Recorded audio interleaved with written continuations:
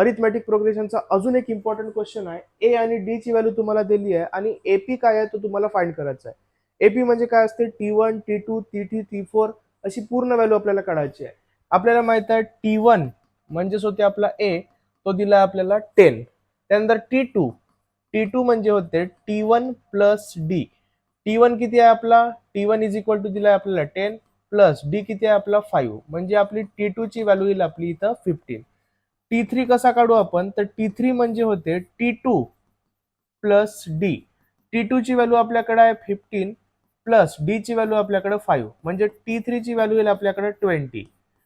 T4 कसा काढू आपण, T4 is equal to T3 plus common difference D.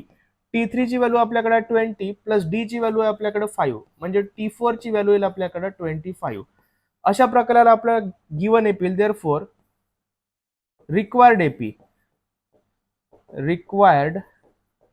AP is, कारण फर्स्ट टर्म आहे आपला 10, सेकंड टर्म आहे आपला 15, थर्ड टर्म आहे आपला 20, फोर्थ टर्म आहे आपला 25 अँड सो ऑन.